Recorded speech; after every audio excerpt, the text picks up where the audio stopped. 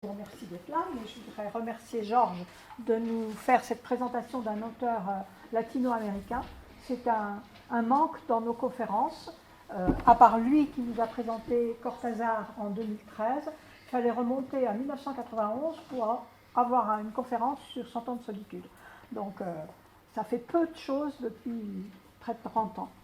Et bon, alors j'ai dit littérature latino-américaine parce que peut-être que je suis comme tout le monde. Si je peux citer pas mal de noms, je peux rarement les rattacher à un pays précis.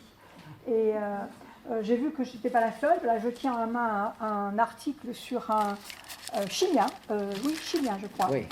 Bolaño, Roberto Bolaño. C'est un chilien, un grand article dans le Monde, et où Florence Noisville, dans l'article, cite abondamment Rodrigo Frezan en disant l'auteur mexicain. Donc, je me sens pardonnée. Oui. C'est vrai qu'il y a le partage de la langue espagnole qui fait cette unité. Peut-être tu nous parleras de ça. Autrement, c'est ta 4e conférence. Donc, il y a eu Cortázar en 2013. Auparavant, il y avait eu les jeunes, à l'époque, auteurs américains, dont en particulier Richard Powers.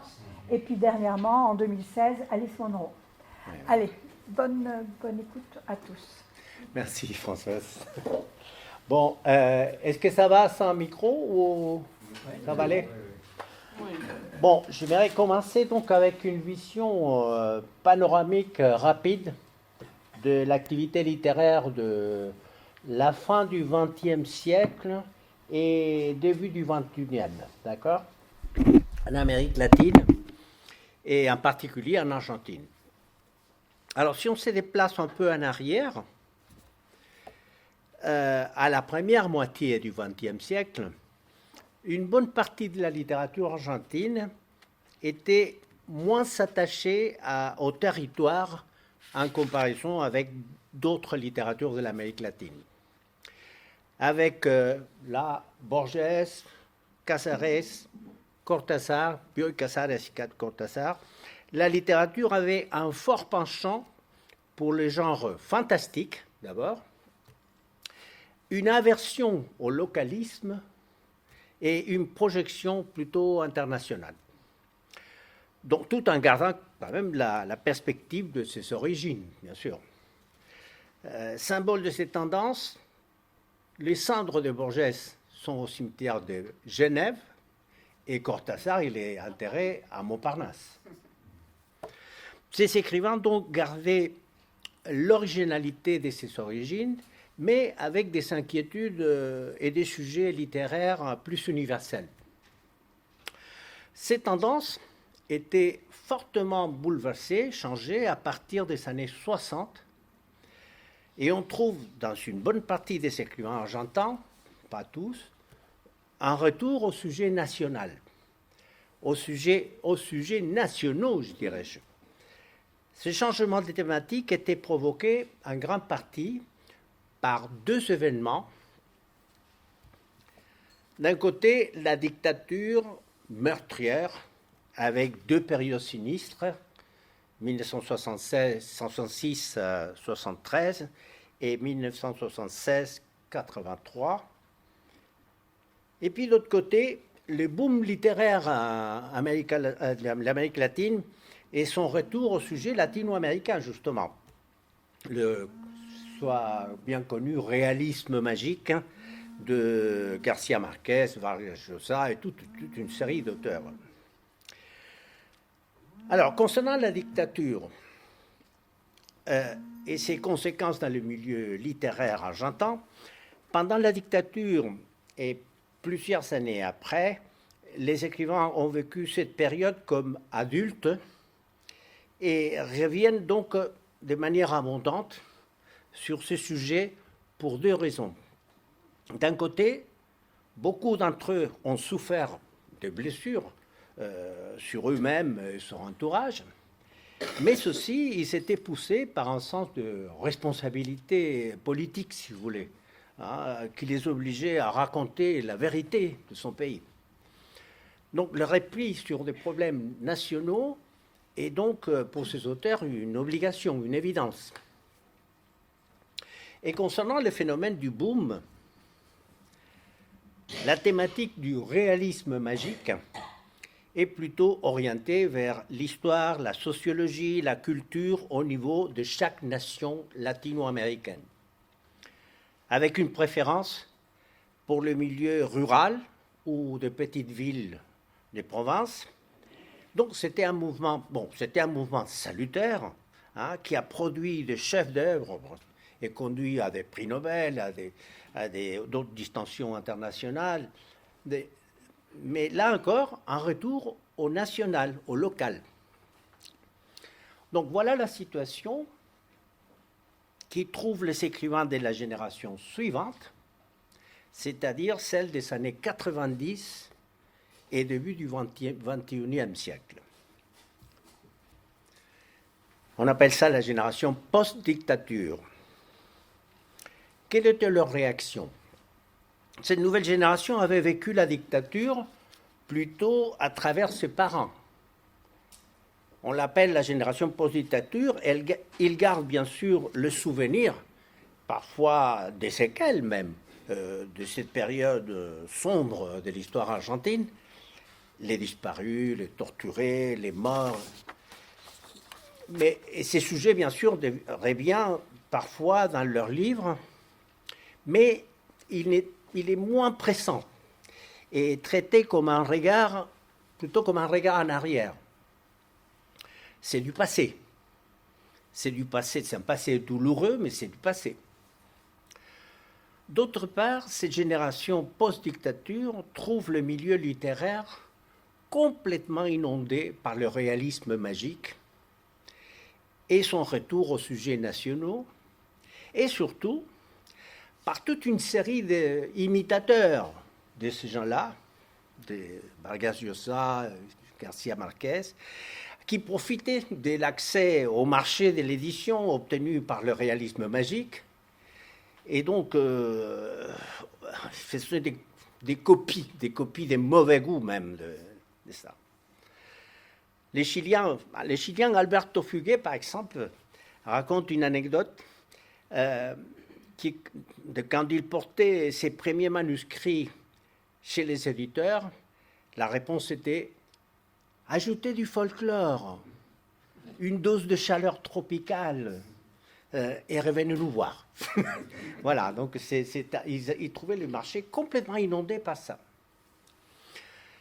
Une des réactions à cette situation était la création du groupe Macondo.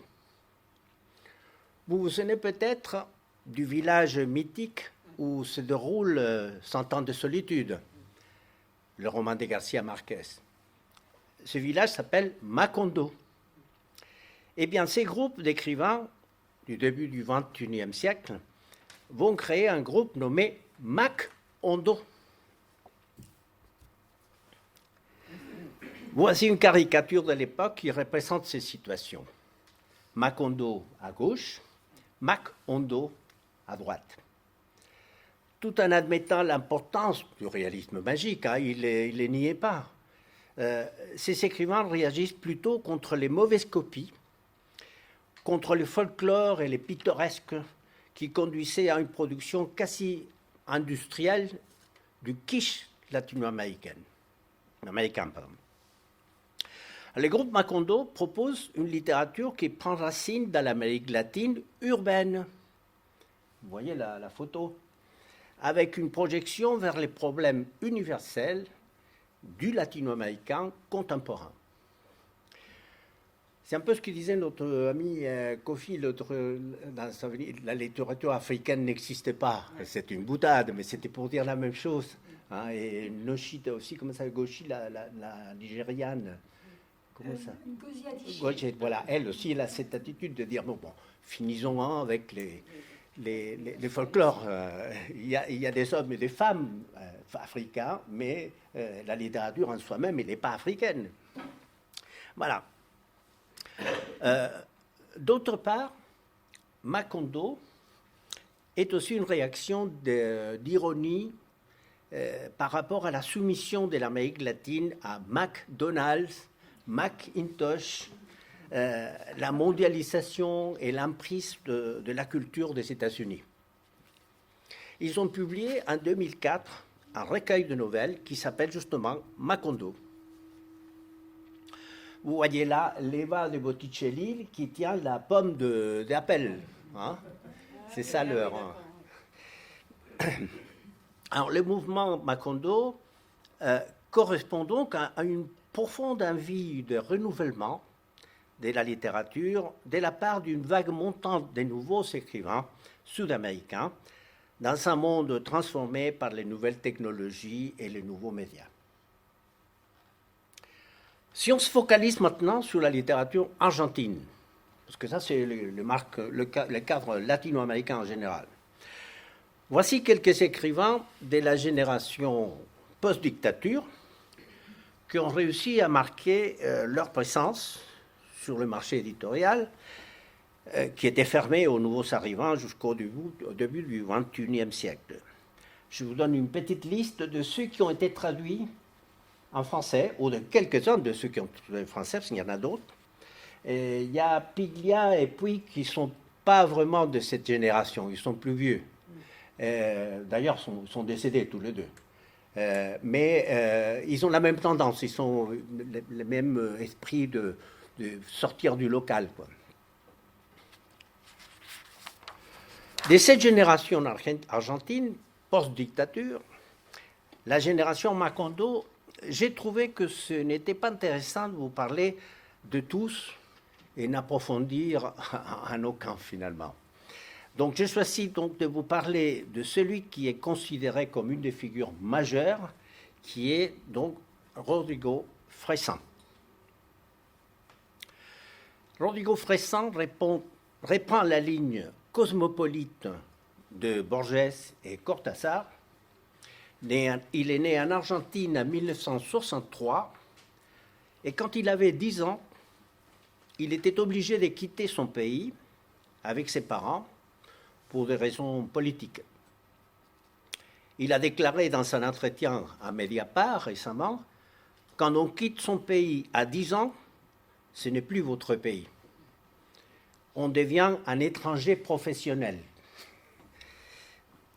Il revient à Buenos Aires et plusieurs années plus tard, en 1999, décide de s'établir en Europe. Il est en Espagne, à Barcelone.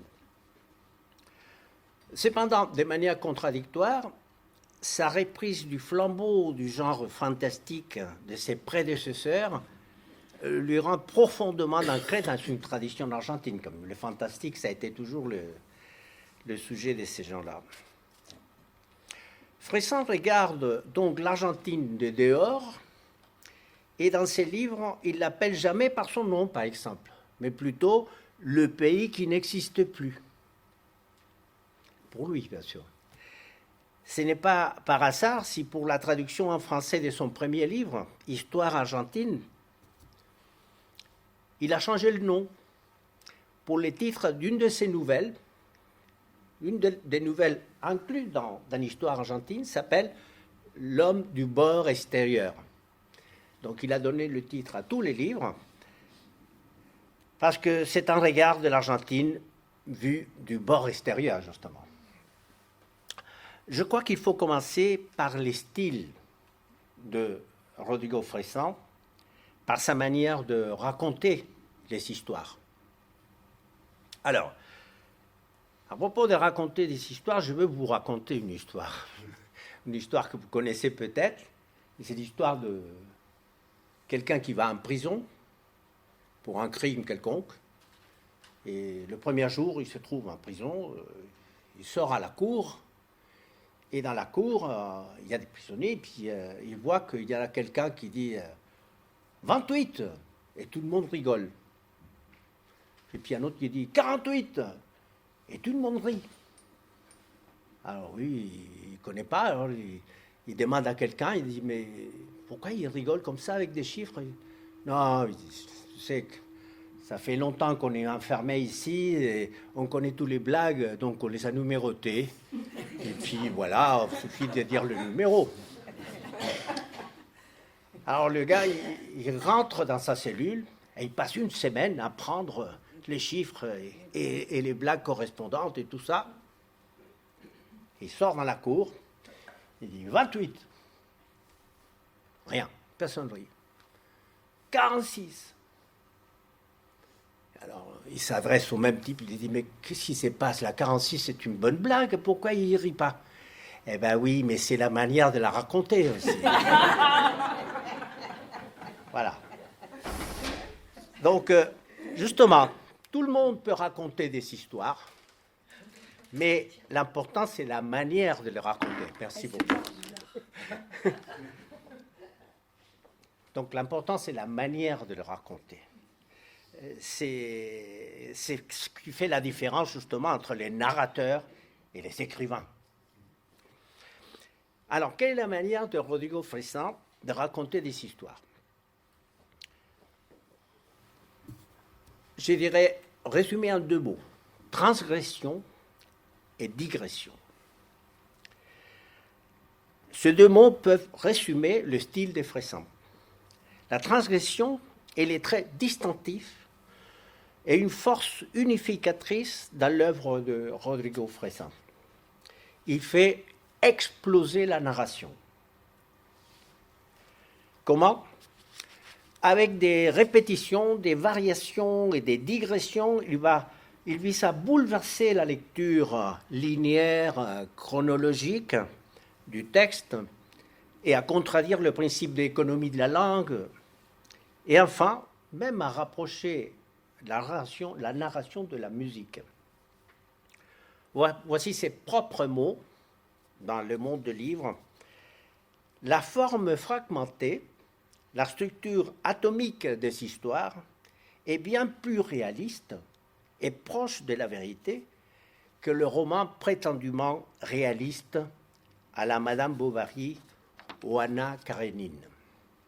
Ce sont de chefs-d'œuvre, bien sûr, mais leur représentation de la réalité est complètement fausse. Nous vivons de manière fragmentée, morcelée.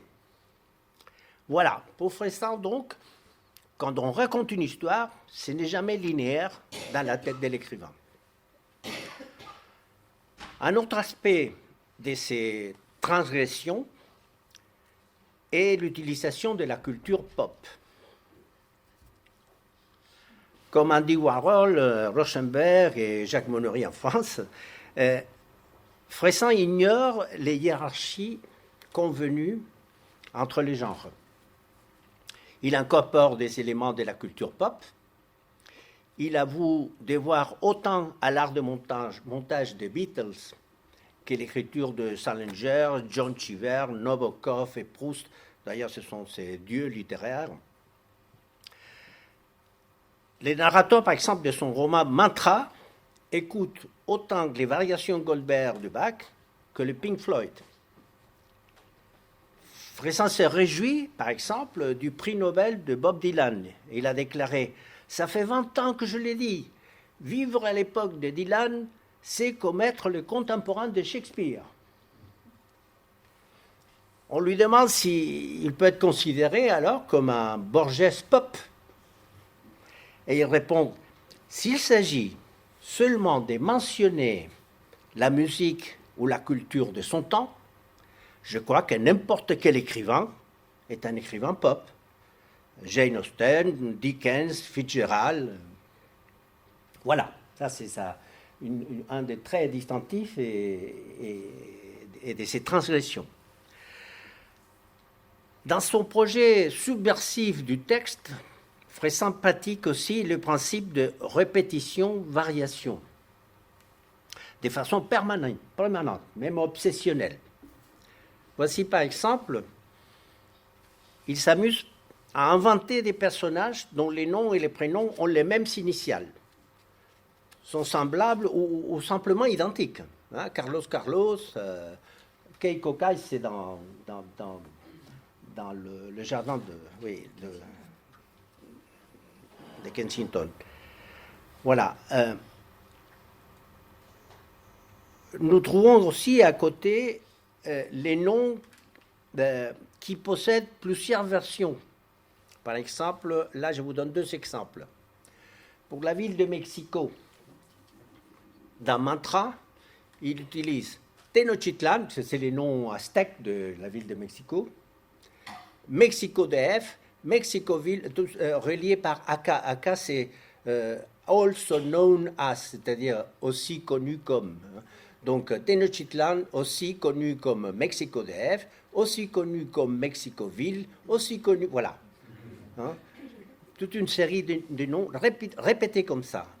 Pour les Anglais aussi, ils les appellent the Beaten Victorians, the Victorians, voilà. Ils pratiquent aussi la réitération de mots.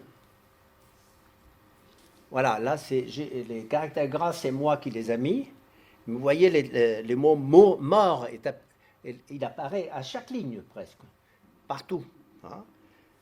Mieux vaut une nouvelle mort que se faire à des idées précédentes. Les morts vus comme des hit singles, les chansons de la semaine, qui durent peu et lesquelles on baisse le son avec gravité lorsqu'elles n'arrivent plus en tête. C'est terrible, ça, des palmarès. Voilà. Cette réitération de mots renvoie le lecteur au thème central du discours, à l'occasion la mort, mais ça donne aussi au texte un caractère circulaire, obsessionnel, comme un mantra qui se répète. Il utilise aussi la répétition en début de phrase, ce qu'on appelle les anaphores. Par exemple, dans les jardins de Kensington, il y en a une qui est très bien.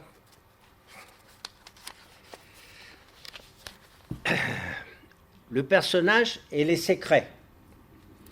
Ce qui ne se voit pas, mais qui est là. Le secret, considéré comme une étrange maladie.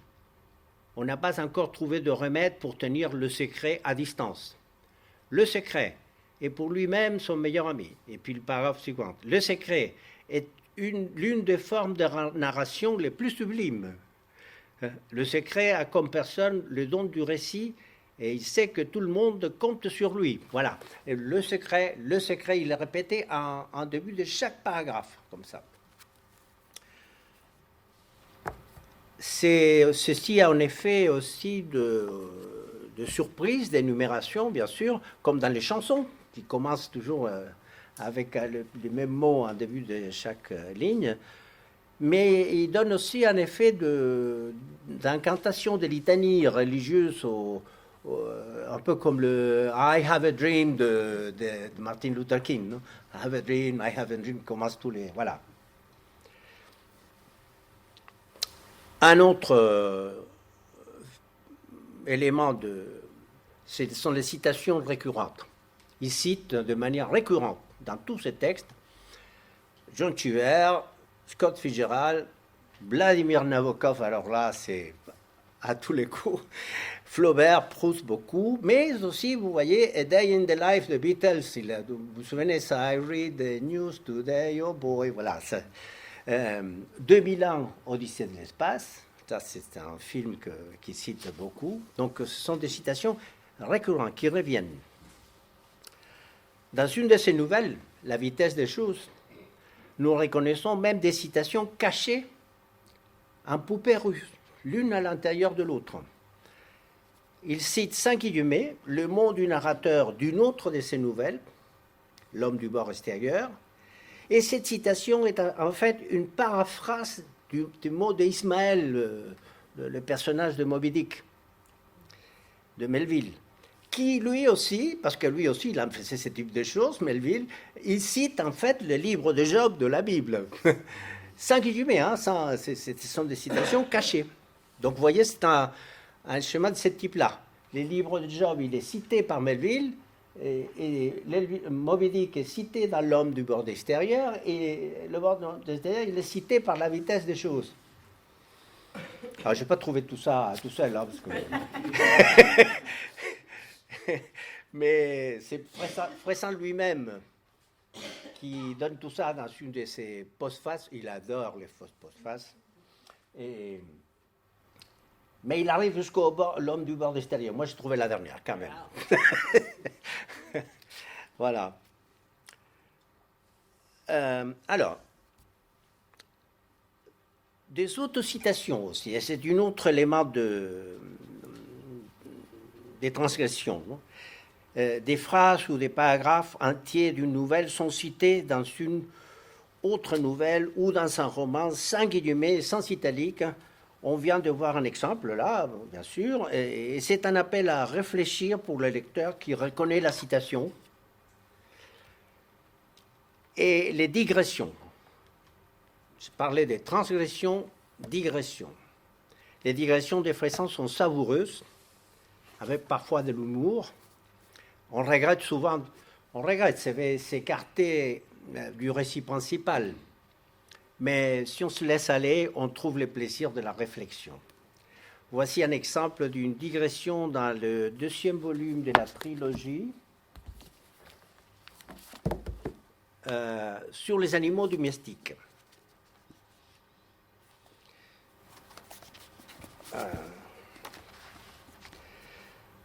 Nos animaux se répaissent et nous prenons cette dépendance pour de l'amour et de la fidélité.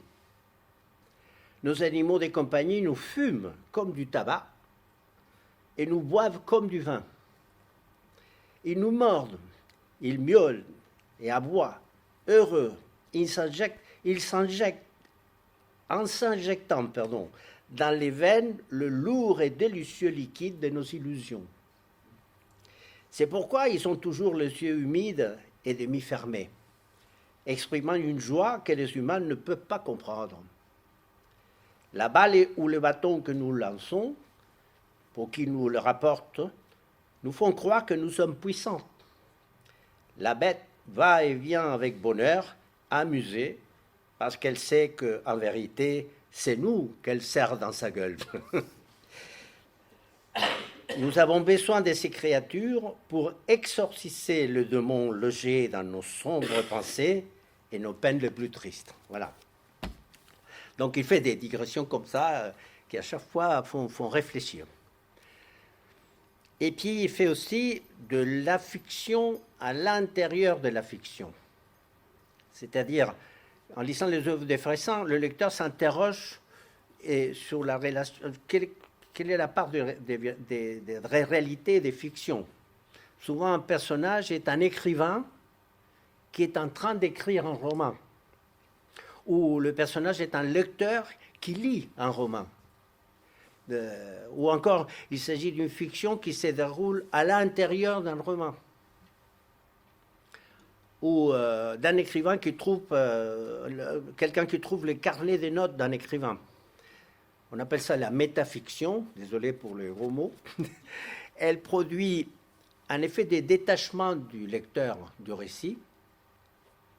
Le lecteur ne peut pas oublier qu'il est en train de lire une œuvre de fiction. Très utilisée dans la littérature contemporaine. Nabokov l'utilise beaucoup, mais il y a aussi John Irving, Le Monde selon Garp. C'est aussi un roman sur quelqu'un qui était en train d'écrire un roman. Voilà. Puis il y a les Mille et une nuits, quand même. C'est pas si contemporain que ça. Fressan, c'est aussi un écrivain lecteur. Obsessionnel. Passionné de la lecture et de la relecture. Au point que son ami John Irving, justement, lui a dédicacé un exemplaire de son roman Le Monde selon Garp avec ces mots: « Arrête de relire ce livre !» Il ne comprend pas, Fressan, ceux qui disent « je ne lis jamais ». D'après lui, il leur manque une dimension essentielle de son existence. Je cite: « Je suis convaincu qu'une bibliothèque est votre vraie patrie. Votre vraie terre natale. Ma bibliothèque, c'est ma vie. » Là encore, on retrouve Borges et ses bibliothèques. Je vous lis un passage sur les livres. Alors, sur les livres. Un livre. Moi et ce silence particulier et inimitable qui envahit une chambre dans laquelle on lit. Le silence du lecteur est différent et complexe. Il n'a rien à voir avec celui observé par quelqu'un qui se contente simplement de ne pas faire du bruit. Les silences qui jaillissent des livres nous enveloppent et peuplés de sons. Ils changent les données de la réalité. Voilà. Donc c'est vraiment un amour pour le livre. Cet amour pour les livres est à l'origine de ces citations, justement. Proust, Nabokov, à partir de Nabokov, en parlant de Nabokov, il est cité et commenté tout au long de l'œuvre de Fressan, à tel point que... Ah, ça c'est... Qu'est-ce qui s'est passé là? Ah. Non, c'est bon. Voilà. L'œuvre les titres de ce recueil, La vitesse des choses, par exemple, c'est un jeu de mots sur ou un clin d'œil à la transparence des choses de Nabokov. Et en lisant Fressan, j'ai souvent pensé à la conférence sur Nabokov de notre ami François Amadieu, que j'avais beaucoup aimé. Et en plus, c'est drôle parce que Fressan parle de presque tous les livres de Nabokov, mais il ne mentionne jamais Lolita. Et si je me souviens bien, François, ta conférence s'appelait Nabokov sans Lolita. Voilà. Vous voyez que, bon, là, vous voyez que j'étais contaminé par le virus de la digression. Donc, revenons à Fressan. Nous avons signalé quelques recours utilisés par Fressan, donc, pour exploser la narration dans une entreprise de construction de sa propre voix. Je voudrais maintenant aborder un autre aspect très important de son œuvre, c'est ce que j'appelle la charpente de son œuvre. L'œuvre de Fressan prend une dimension différente si on la lit en entier, ou au moins une grande partie. On s'aperçoit que tout au long des romans et des recueils de nouvelles, écrits à des différentes époques, il y a quand même une continuité. Au-delà de l'argument particulier de chaque œuvre, l'ensemble forme une grande dimension d'architecture, une charpente, où viennent s'ajouter d'autres formes après, non, le cinéma, chanson. L'ensemble termine par constituer une série que l'on peut lire comme un seul grand roman. Dans un entretien, un journaliste l'interroge justement sur cette dimension architecturale. Et le journaliste compare son œuvre avec une cathédrale. Et Fressan évite ces comparaisons avec modestie parce qu'il sait que ça a été très utilisé pour Proust, bien sûr. Il préfère plutôt qu'une cathédrale la comparaison de l'ensemble de sa production avec une maison. Il dit, je cite, « C'est plutôt de la construction d'une maison qu'il s'agirait, grand si vous voulez, mais pas plus. » Alors, la maison des Fressan déborde de portes, des nouvelles, des romans, et chaque porte donne accès à un paysage différent, mais ces portes sont reliées entre elles. Cette maison, cette charpente qui recouvre l'œuvre entière de Rodrigo Fressan est constituée avec des éléments, des continuités qui vont relier le roman et les nouvelles pour constituer un tout. Alors, quels sont ces éléments de continuité? Tout d'abord, le supranarrateur.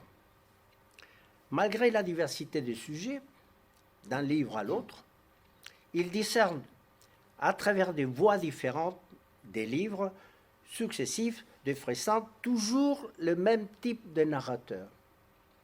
Le narrateur est toujours un homme de lettres, un artiste ou un génie solitaire. Il cherche désespérément une épiphanie, une révélation littéraire ou artistique. Il est marqué d'une distanciation critique et ironique, un regard autocritique et d'une propension à la digression. Ensuite, il y a les personnages communs. Dans tous les livres, il y a quelques personnages qui réapparaissent. Certains de manière courte, circonstancielle, d'autres dans des longs chapitres qui sont dédiés. Quelques exemples. Pénélope, par exemple. Pénélope, c'est la sœur du narrateur. écrivaine elle aussi, et admiratrice de Jane Austen et d'Emily Brontë. Il y a un personnage qui s'appelle Elle. C'est un personnage comme ça, Elle, sans nom. Un personnage féminin. Et c'est le grand amour du narrateur, c'est toujours. Il y a un personnage qui s'appelle, comme ça, sans nom, La fille qui est tombée dans la piscine. Cette fille qui est tombée dans la piscine apparaît dans beaucoup de ses livres. C'est un personnage féminin qui apparaît à chaque fois que dans un récit, il y a une interruption brusque. Vous savez, un peu comme ça arrive parfois dans les fêtes qui se font autour d'une piscine, il y a toujours quelqu'un qui tombe dans la piscine et ça arrête la fête. Bon, donc il utilise cette image. Il y a un autre personnage constant, c'est l'écrivain Ikea. Il s'appelle comme ça, Ikea, lui. Et il discute avec Ikea. Et Ikea, c'est un écrivain formaté, standard, parfois autofictionnel, en tout cas avec un grand succès des ventes, bien sûr, et comme le meuble Ikea, quoi. Il a des longues discussions avec les narrateurs. Donc le lecteur reconnaît ces personnages d'un livre à l'autre et établit la continuité. Il y a un aspect autobiographie ou pas, je dis, parce qu'en fait, sans aucun doute, Rodrigo Fessin ne remplit pas les conditions du genre autobiographique. Le récit n'a même pas l'aspect autobiographique et ne cherche pas à l'imiter. Cependant, un trait de continuité de son œuvre consiste à raconter la vie de ces personnages. Et donc, cela pourrait laisser penser que son œuvre a un caractère autobiographique. Pas du tout. Dans tous les livres de Fessin, aucun des narrateurs et des personnages ne porte le même nom que l'auteur. En plus, s'ajoutent souvent des attestations qu'il s'agit bien d'une fiction. Il y a les titres romans dans tous les œuvres.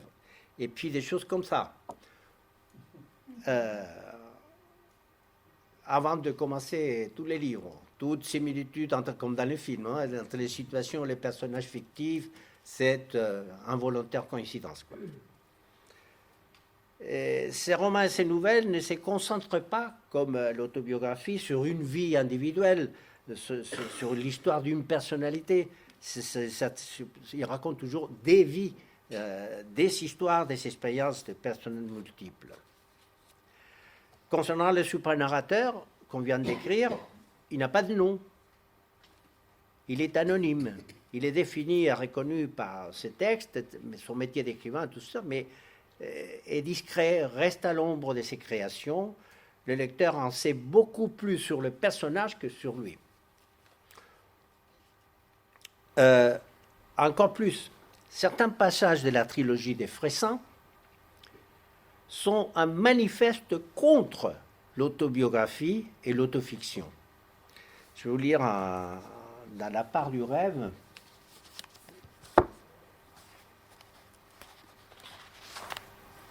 Euh, 444.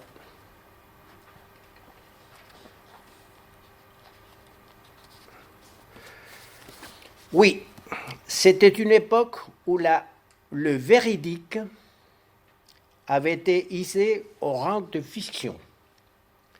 Et tous, lecteurs, écrivains et critiques, étaient fascinés par l'idée d'autobiographie comme valeur ajoutée. À tout commercial est sujet de discussion dans les suppléments littéraires et les débats télévisés diffusés tard dans la nuit. Le jeune éditeur lui avait suggéré, à l'écrivain non, une fois encore, qu'il écrive quelque chose avec tes parents, mais en te montrant plus traumatisé que tu n'as donné l'impression de l'être jusqu'à maintenant. Tu devrais peut-être commencer par dire que tu ne ressens qu'aujourd'hui l'impact des événements et en profiter pour relier cette histoire à celle de ton neveu, de ta sœur, voilà. On connaît très peu de la biographie de Rodrigo Fessin. Il y a seulement 3 éléments qui échappent de temps en temps, qu'il les a donnés dans des entretiens, et parfois ils apparaissent dans le texte. La première chose, c'est qu'à sa naissance, il était déclaré né mort, en fait. Il était mis à côté, Et puis une infirmière s'est aperçue qu'il respirait. Et donc on l'a ramené. Et donc il répète ça à plusieurs reprises. Il dit j'ai commencé ma vie à l'inverse. C'est-à-dire, j'étais d'abord mort et après je vivais heureux. L'autre chose, c'est que, étant un jeune enfant, il était enlevé en fait par une organisation terroriste d'extrême droite qui en fait cherchait à capturer ses parents. Et ils l'ont utilisé à lui comme monnaie d'échange pour avoir ses parents. Bon, après quelques semaines en prison, ses parents ont été libérés de manière transitoire et donc ils étaient obligés de quitter le pays. Voilà. Et puis la troisième chose de sa vie personnelle qui apparaît, c'est qu'il a failli de tuer Borges. C'est quelque chose que, en fait, il le raconte ça comme ça, mais c'est que lui, il était dans un café, il sortait, Borges entrait aussi, il a eu un clash, Borges est tombé par terre, il se cognait même la tête, mais bon, finalement, c'était pas grave, mais pour lui, c'était quelque chose qui l'a marqué pour le reste de sa vie. Il dit, quelle tragédie pour un écrivain de rester dans l'histoire comme le tueur de Borges.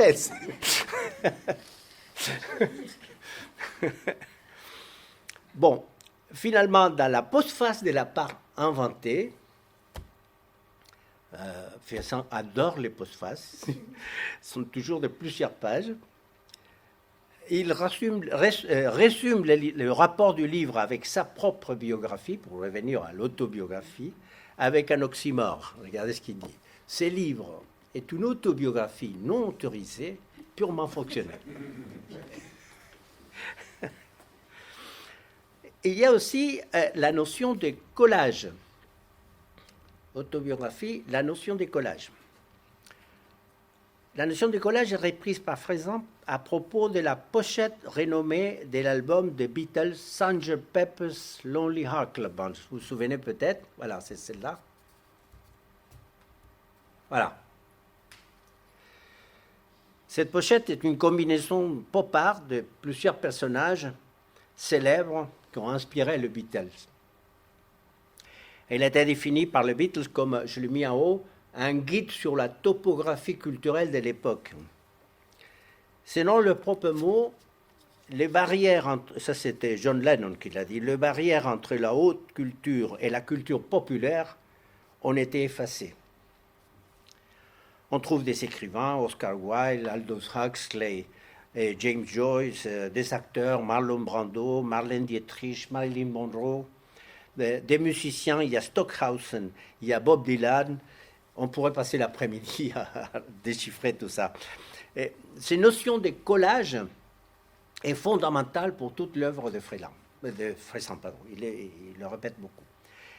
Elle est illustrée aussi par les travaux d'autres artistes. Par exemple, dans son roman Mantra, par les fresques murales du peintre mexicain Diego Rivera. Ça, c'était l'histoire et la colonisation et l'histoire du Mexique, mais aussi avec tous les personnages. Alors, la version littéraire du collage faite par Fressan, on la retrouve dans les énumérations. Ces énumérations baroques sont typiques du style du narrateur. Par exemple, la liste extravagante des endroits fameux de Londres que le narrateur a visités dans les premières années de sa vie.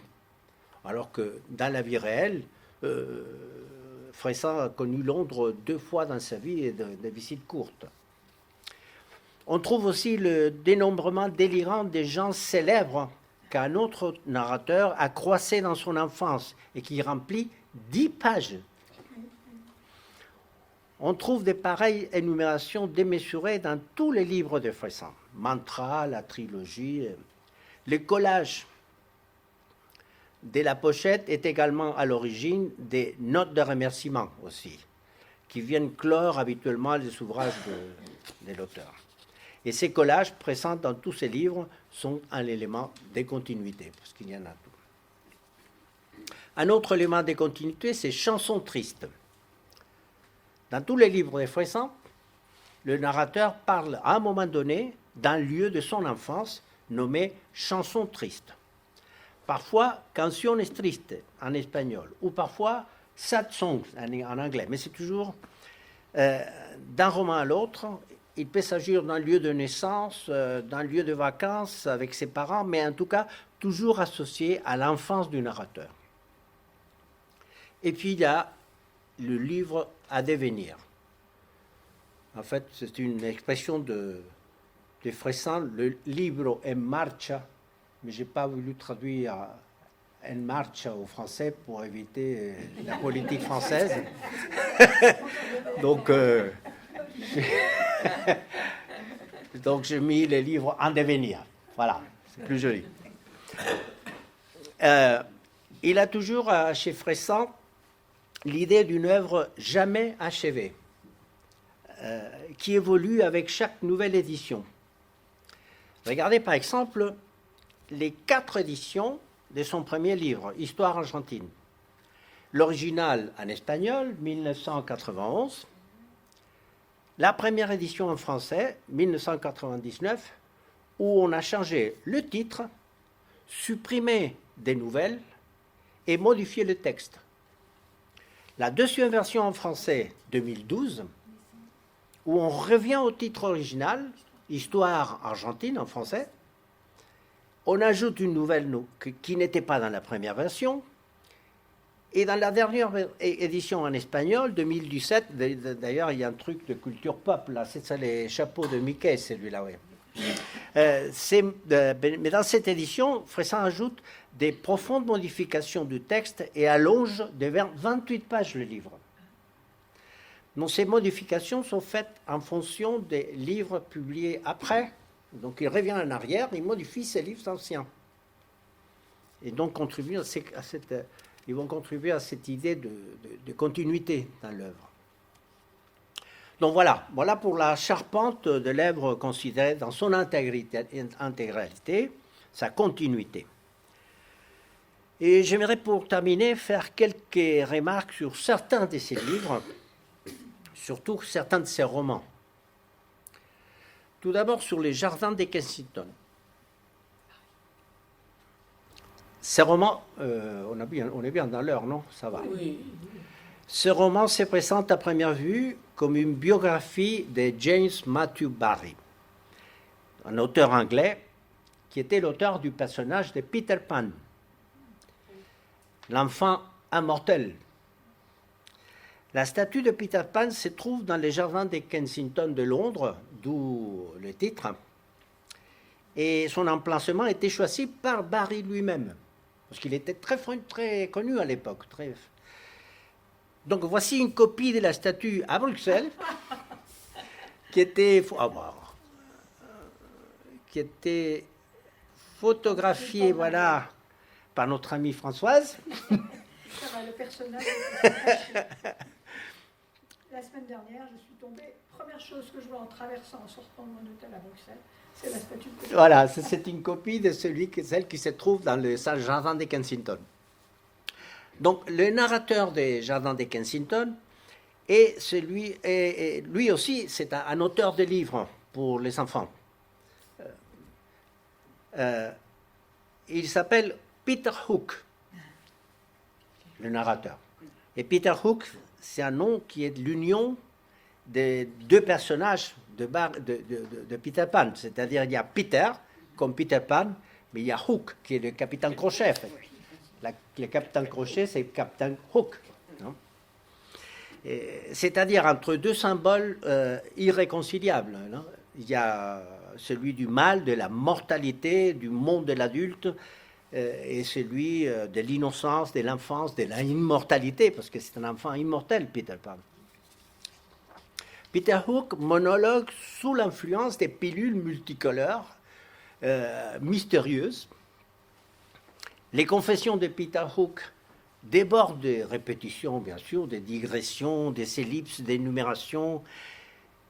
À la fin du 2e chapitre, il se révèle de plus être le kidnappeur d'un petit garçon, Keiko Kai,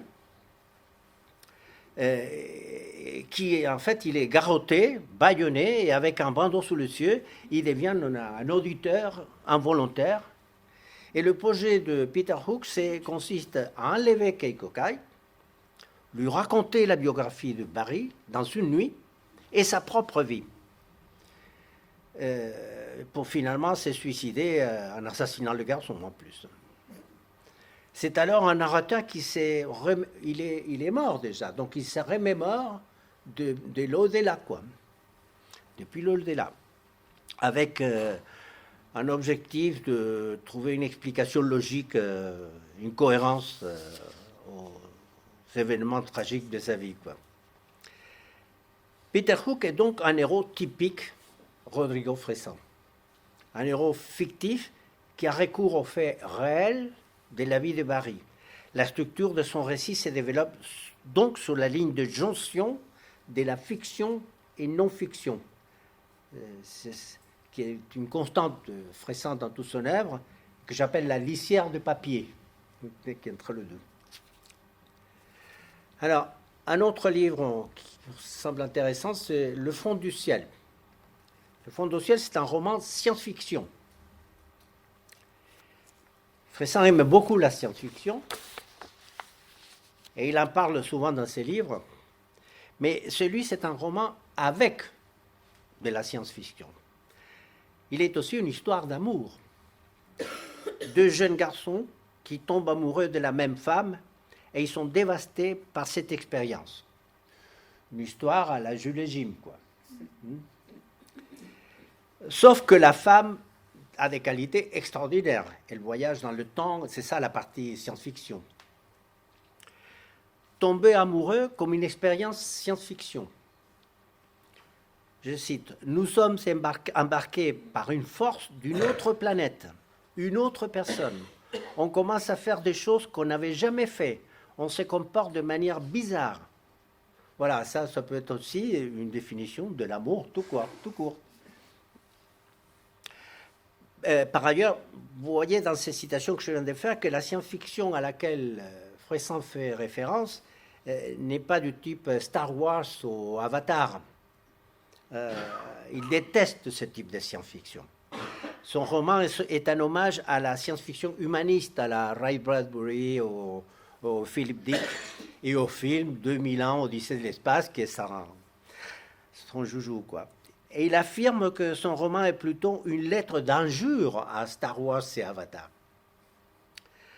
Un clin d'œil, par exemple, à 2000 ans, Odyssée de l'espace, un des garçons qui parle, il dit « Maintenant, je me souviens et je comprends, je ne suis qu'un humble astronaute descendant du singe qui rêve d'évoluer. » Je ne sais pas si vous vous souvenez du film, il y a un singe, un hominide, en fait, qui jette un os comme ça et il se transforme en vaisseau spatial. Donc, c'est l'évolution de la race humaine, voilà. Donc, ça fait une allusion à ça. Et puis, il continue. Et Ezra, l'autre garçon, un ordinateur désordonné et confus qui cherche à décrypter les mystères de l'univers. Ça, c'est Hal. Hal, c'était un personnage ordinateur du film. Voilà. Et puis, il parle de la fille, il dit, elle est notre monolithe. Le monolithe, c'est une pierre plate qui circule partout dans l'évolution de l'humanité, dans les livres, dans le film, pardon. Voilà, ça c'est pour Le fond du ciel. Et puis pour finir, il y a la trilogie. La trilogie, c'est l'œuvre majeure de Rodrigo Fressan. 2000 pages, et voilà. 10 ans de travail, conçu comme un grand projet en 3 volets. La part inventée, la part rêvée et la part du souvenir. Invention, rêve, souvenir. Les 3 moteurs de la création littéraire. La trilogie est un effort pour montrer le mode de fonctionnement de la tête d'un écrivain. Alors, sur la part inventée, Nabokov disait que la littérature n'était pas née le jour où le petit enfant rentra dans le village en criant « le loup » alors qu'il avait le loup derrière. Non, la littérature était née le jour où le petit garçon rentra dans le village en criant « le loup » et il n'avait pas de loup. C'était la part inventée. Le titre de La part inventée est tiré d'une lettre à Scott Fitzgerald de son ami Gerald Murphy. Fitzgerald avait passé des vacances en France, dans la Côte d'Azur, avec Murphy et sa femme, et il a utilisé les événements de ses vacances comme noyau de départ de son roman. Le roman, c'est Tendre la nuit. Dans sa lettre, Murphy parle à Fitzgerald. Il lui dit que dans son roman, il y a une part réelle et une part inventée, mais que la part la plus belle et importante pour la littérature était la part inventée. Et c'est ça le titre du. Depuis son premier livre, Fressan est toujours intrigué par cette idée qu'un écrivain se meut sans cesse entre son œuvre et la vie réelle. Et il ajoute, une fois que l'écrivain est mort, la fiction, la part inventée, devient la part réelle. Parce que c'est tout ce qui reste, en fait. Il a d'abord l'enfant, ses expériences sensorielles et physiques lors d'un été dans la plage de Chanson Triste, où il risque de se noyer, l'enfant il risque de se noyer, et alors que ses parents sont en train de lire chacun une traduction différente des Tendre la nuit, justement. Ces expériences vont constituer les noyaux de sa vocation d'écrivain, et c'est la part réelle. Mais tout le reste, la part inventée, constitue le vrai roman. Le long du livre, ces personnages s'appellent l'homme seul, l'enfant, les garçons, l'écrivain. Il découle une espèce de réflexion poétique sur le temps, qui est symbolisée justement par ces phrases que j'ai mis là. En fait, le bonhomme que vous voyez dans la couverture, c'est un jouet qui appartenait à son fils, au fils de Fressan, et qu'il a mis dans. Et c'est un bonhomme qui marche en arrière, en fait, comme nous. Et il représente donc le passé qui est un jouet cassé que chacun répare comme il entend.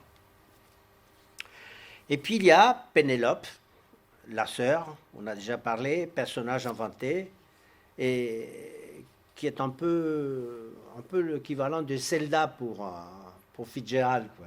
Elle devient un peu folle. Il y a des réflexions espiègles, bien sûr. Il y en a une qui m'a beaucoup plu. Pourquoi une femme de la planète Terre remporte-t-elle toujours le concours de Miss Univers? Et ceci alterné avec des réflexions métaphysiques et artistiques plus cérébrales. C'est un livre vertigineux sur le mystère de la création littéraire. Et après, La part rêvée, c'est le deuxième volume, qui est un roman rêve. Le petit bonhomme de la couverture, maintenant il a sa veilleuse et son nounours. L'histoire se passe dans un univers où, suite à une mystérieuse peste blanche, ce n'est pas la peste noire, c'est la peste blanche, plus personne ne peut rêver, plus personne ne rêve. Et les quelques solitaires miraculeux qui rêvent encore vont régulièrement verser leurs rêves dans un institut qui s'appelle Onirium. Le narrateur principal est un rêveur. Et il est condamné à un rêve étrange et récurrent dans lequel il croise sans cesse la même femme, elle, je parlais de elle tout à l'heure. Mais cet éternel retour de l'être aimé n'est qu'une voie d'entrée dans le monde du rêve. Car quand Fressan attaque au monde du rêve, ce n'est pas juste pour raconter une histoire. Non. Quand Fressan s'attaque au trou noir qui est le rêve, tout y passe. Tout est exposé, commenté, moqué, approfondi, inspecté de la cave au grenier. Il y a la structure du rêve, Freud, les films qui comportent des rêves, Hitchcock, le frère Cohen, les films qui sont structurés comme des rêves, ce film de David Lynch, les chansons qui contiennent des rêves, David Bowie, On a les droits à des spéculations philosophiques, des considérations esthétiques, des vannes caustiques, des envolées lyriques, quelques digressions érotiques. C'est le côté didactique de Fressan. Il a un côté « j'ai bossé la question, alors accrochez-vous ». C'est le côté qui peut rebuter les amateurs des livres simples. Ce côté didactique est assumé et même parfois moqué par Fressan. Il n'est jamais chez lui écrasant ou il est juste vertigineux. Quand je présentais le thème de ma conférence lors d'une réunion en mai 2019 dans l'Assemblée générale, j'utilisais l'image du Grand 8. On a effectivement dans tous ces livres ces sensations de monter dans une montagne russe. Vertigineux. Alors, comme dans la montagne russe, on se laisse aller ou on descend. Finalement, la part du souvenir. Alors là, la traduction est mienne, parce qu'en fait, la part du souvenir vient d'apparaître en espagnol. La maison d'édition Seuil annonce sa traduction en français par Isabelle Gougnon, qui a traduit tous les livres de Fressan, pour cette année. Je viens de la terminer, donc je ne peux pas vous parler beaucoup. Mais dans ces derniers volumes, ce qui est intéressant, c'est que l'écrivain est devenu un écrivain, c'est-à-dire quelqu'un qui ne peut plus écrire, mais qu'on ne peut pas arrêter de lire et de relire.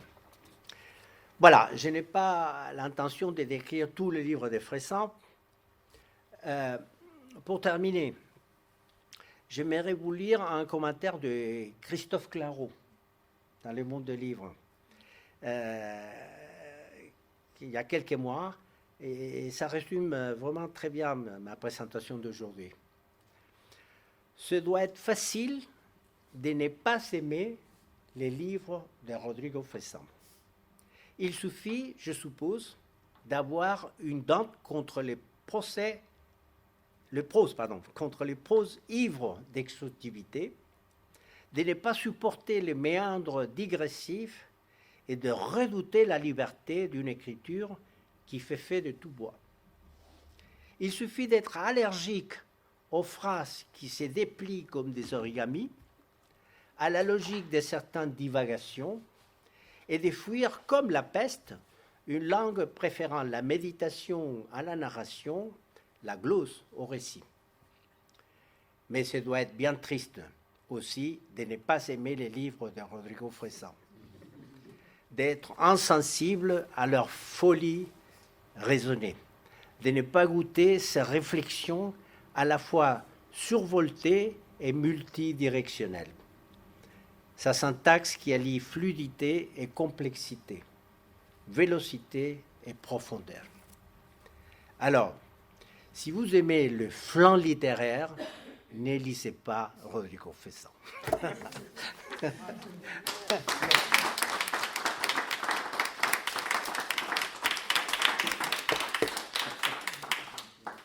vrai que c'est une lecture déroutante.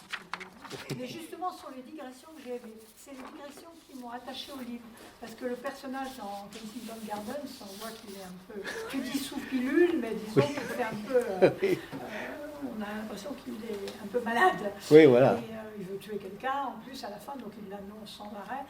Mais les digressions sont superbes par moments, quel que soit le thème d'ailleurs. Oui. Et la vie de Barry, j'ai mis un moment avant de comprendre qu'il y avait un parallèle entre le narrateur, qui est une célébrité de livres pour enfants, oui, voilà, et Barry. Donc il fait sans arrêt la résonance. Et qu'il y a un personnage lui aussi, comme Peter Pan. Ouais. Ouais. C'est pas facile à lire hein, quand même. Oui, ce ne sont pas des livres faciles, c'est vrai. Ce ne sont pas des livres faciles. Tout récemment, justement, on lui a demandé dans un entretien, après la trilogie, il a passé 10 ans à l'écrire, est-ce qu'il lui reste encore du souffle pour continuer à écrire? Alors il a dit, j'ai promis à mon éditeur, il m'a fait promettre, quand il a édité la dernière volume de la trilogie, d'écrire un livre facile. Et puis, il se trouve que l'éditeur a décédé. Donc il dit, je me sentis libéré de ma promesse. Et puis plus tard, il a pensé, il dit, je réfléchis, et en fait, non, c'est tout le contraire. Je lui dois asseoir, et s'il est mort, il faut que j'écris. Donc apparemment, il va sortir un livre facile. Je sais pas trop ce que c'est, mais à t'entendre, hein, et sans avoir lu honnêtement des livres de Fressan, il me semble qu'il est quand même dans cette veine sud-américaine de monde vertigineux. Voilà, même, exactement. Il part de partout, c'est quand Voilà. même ça. Quand, je sais pas, quand on a lu Garcia Marquez ou ces gens-là, c'est pas si facile non plus, on s'y perdait là-dedans. ouais. Et là, enfin, sans avoir lu, hein, mais c'est à Oui, t'entendre, oui, oui. il me semble qu'il est bien latino quand même. Oui, oui, bien sûr. Ah oui, oui, tout à fait. Mais c'est plutôt dans la, comme je disais, dans la tradition de Borges et des Il y a Cortázar. une espèce de retour, Qui a- donc, oui, un oui, espèce bah, de retour à cette dimension. Je venais de Marel de Cortázar. C'est un livre qu'on peut lire de différentes manières, en commençant par des chapitres différents. Oui, oui. Ou peut-être qu'il va réécrire ces trois bouquins là, puisqu'il a une habitude, c'est une habitude chez lui aussi de reprendre ses livres et de les voilà. Ah oui, peut-être, oui, parce qu'il fait ça. Faire une version Il fait ça. C'est ce que je dis, le livre en marche, le livre en devenir. Donc c'est sûr qu'il va le modifier, hein, parce qu'il a tout modifié. Est-ce que tu as parlé à un moment d'accumulation de listes et tout ça, et bien sûr, on pensait tout de suite à Pérec. Est-ce qu'il peut faire penser à Pérec par moment? Ah oui, oui. Moi, ça m'a fait beaucoup penser à Pérec. Quand même. Ouais. Moi, je Ça donne oui, cette oui. impression. Oui, oui, oui. Effectivement, il fait ses jeux comme ça. Ouais. C'est...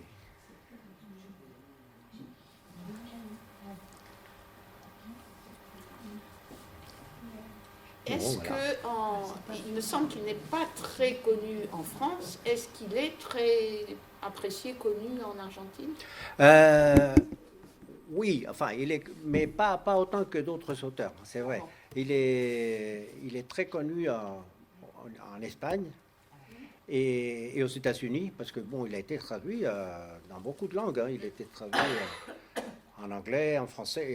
Et en France, il n'est pas connu, il n'est pas grand public, mais il y a des articles sur lui dans le monde de livres, Oui, c'est vrai. Il est partout, même quoi. public. Oui, oui. Donc, il est apprécié pour les gens qui aiment la littérature un peu compliquée, mais c'est vrai que c'est pas un écrivain grand public. Hein. Ouais.